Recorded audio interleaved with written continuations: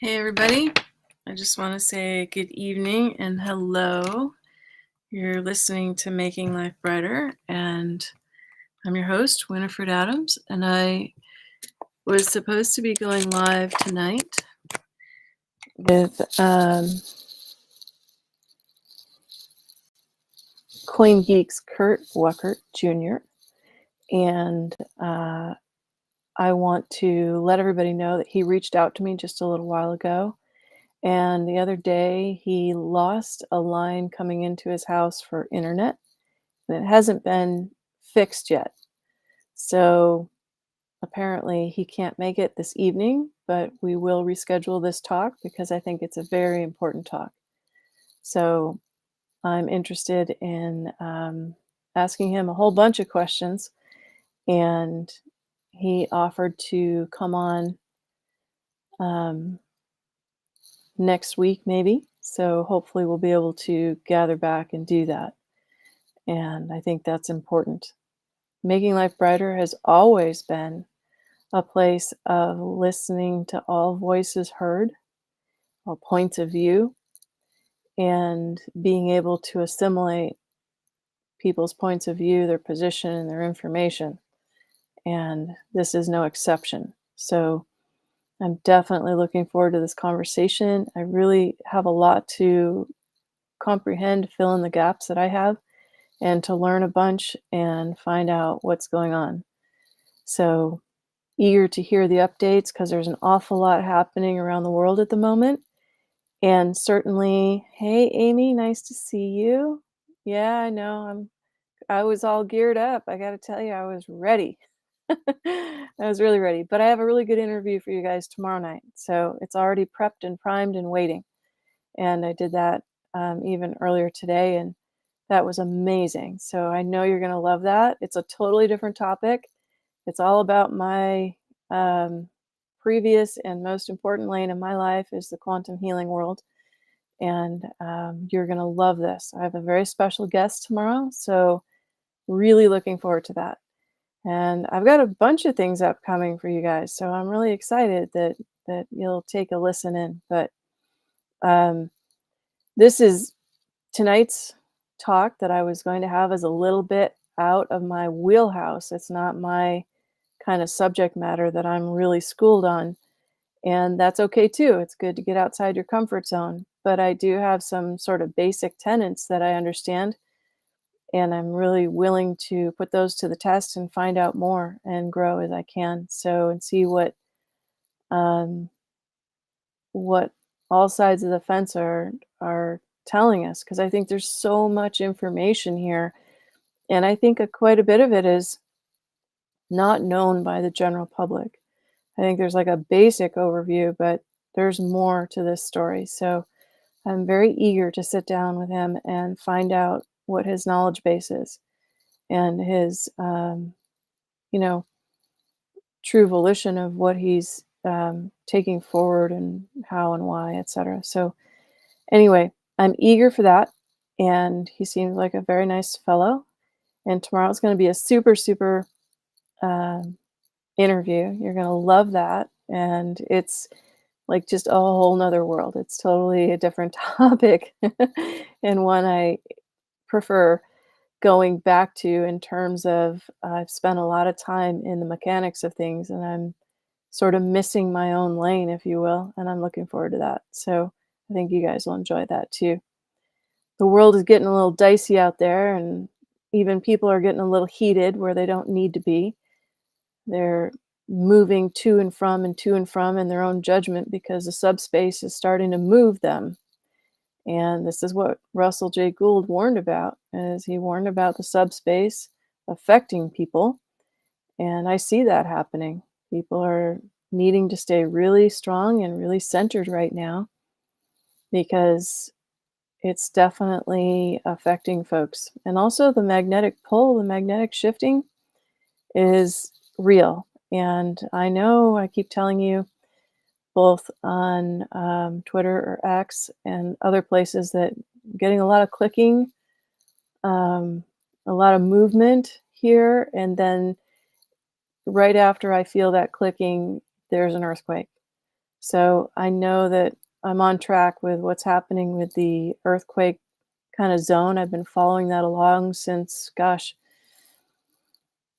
1999, really, before it was all popular on the internet. And we have a lot of things that may happen here on Earth, on this North American continent. And that's okay too. It's part of what's coming down the pike.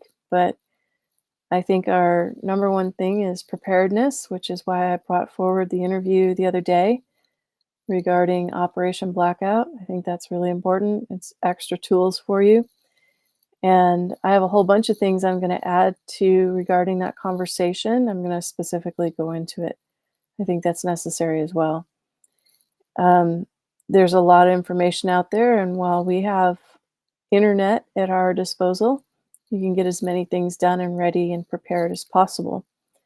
Because one day we may not have electricity for a little while, and it could be a long while. I hope not.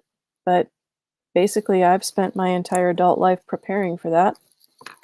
And under very sound tutelage and warnings from many different sources.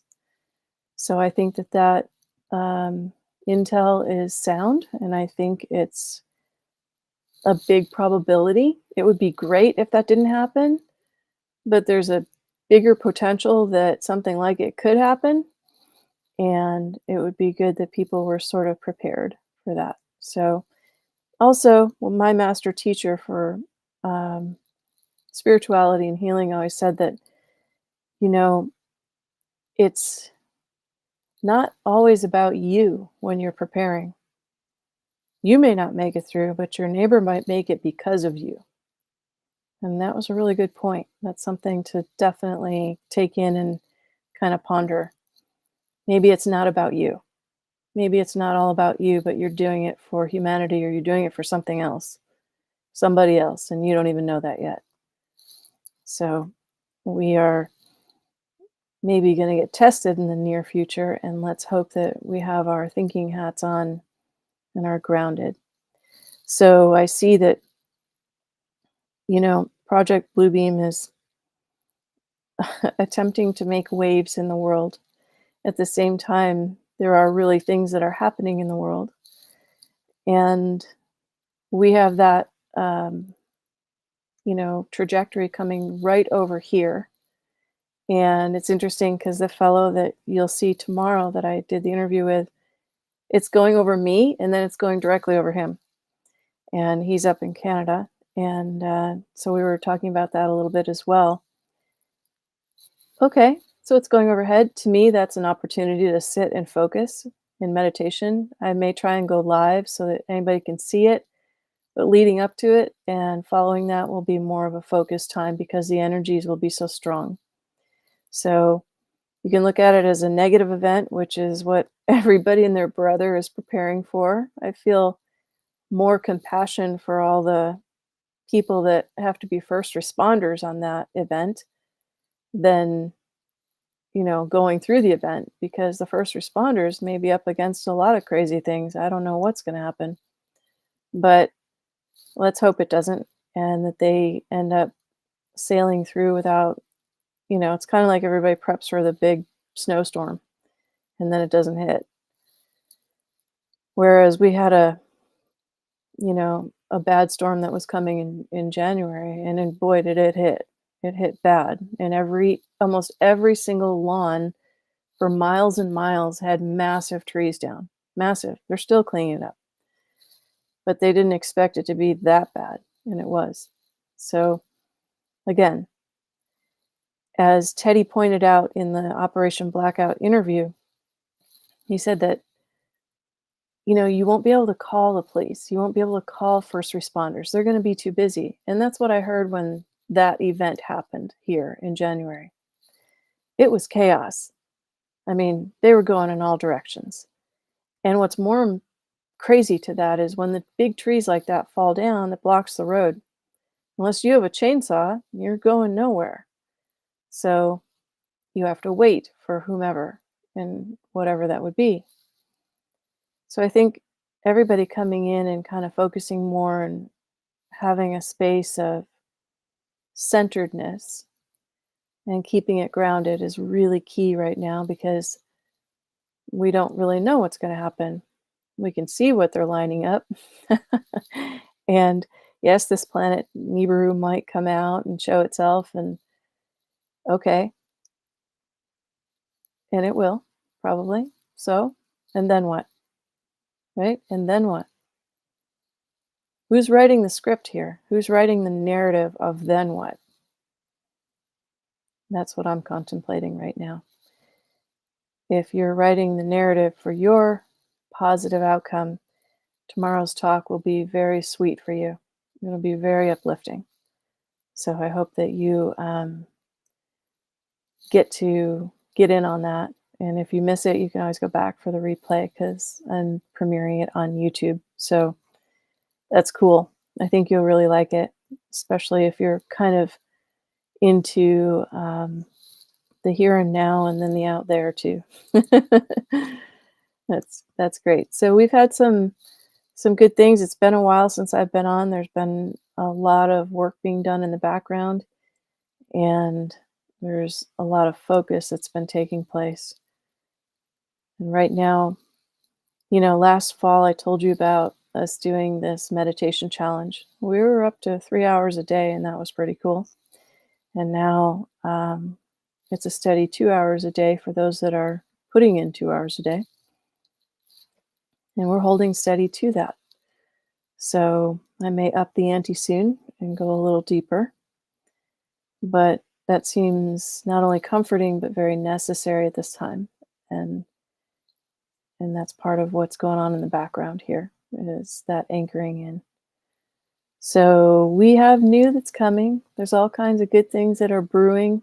There's a lot of good souls that are out there that are eager to see what's new in this world and bring forth their open heart and their loving expertise in whatever they have a passion for. And I think that's going to make a better world for us as well. So that's really my tidbit for right now. There's nothing to go on and on about at the moment. I think you'll enjoy tomorrow's show, and I have more coming. So we'll see how that goes.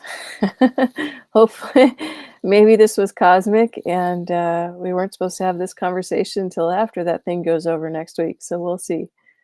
But anyway, I'll look forward to seeing you all soon. And thank you for listening, and thank you for watching, and go jolly. And I will check it out on the other side. See you later.